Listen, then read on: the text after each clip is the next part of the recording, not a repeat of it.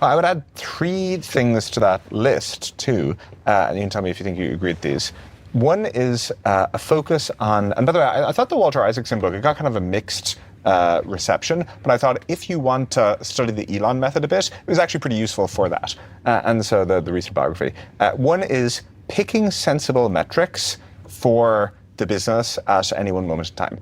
And so, with SpaceX, as they were kind of building up the launch business, dollars per kilo to orbit being the metric that we're going to optimize for. Like, that's not totally obvious that it falls out. Even kind of Tesla, as they're ramping up production, it's like deliveries per week. You could have focused on revenue, you could have focused on profitability, you could have focused on deliveries per year, like the number of deliveries per week. Rolling off the factory line is itself an interesting choice of like high-level metric. So a big focus on, I think there's a lot of this in Twitter as well when he took it over, focus on kind of what are the right metrics that we should be, and like some of the criticism that's been levied at X is their focus on engagement minutes on the site has led to things like the ban on URLs, which I think a lot of people think is, not the deboosting of URLs, which a lot of people think is pretty silly. Okay, so one is choosing the right metrics. The second is creating a sense of urgency.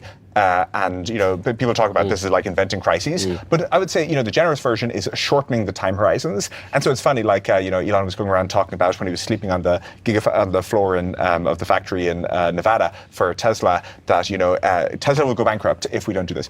And if we don't figure out Model 3 production.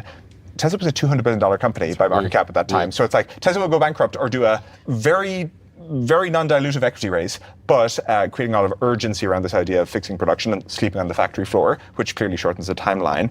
And then the third is actually, the businesses are really capital efficient. So I'm curious if you see this with hardware companies. I think sometimes hardware companies can be really indulgent with capital, where they say, venture capitalists will fund my vision of exploration for 5 or 10 years. And this is like the risk now as people get into robotics and stuff like this, that you get the self-indulgence. And it's like, I will do my science project for ages, and then I'll maybe figure out a product and figure out how to commercialize it. So the other thing hardware founders do is they fall in love with the hardware and the product. Yes. And they can almost get in, sort of redefine themselves as like producers of science or beauty or product, and sort of forget they're running a business, or even worse, start to think of running the business as slightly sort of unpleasant beneath exactly. them. Yeah. And maybe even not sort of intellectual enough. Right. And so Elon's companies have always been very capital efficient and like build a bad one and then build a good one. And so the Boring Company bought a commercial tunnel boring machine before they started developing their own. Tesla had the master plan where they build the low volume roadster before they get to the high volume stuff. SpaceX, just for what they do, has never actually burnt that much capital lifetime and got grant money. They got, they were selling to the DoD, all this kind of stuff. And so,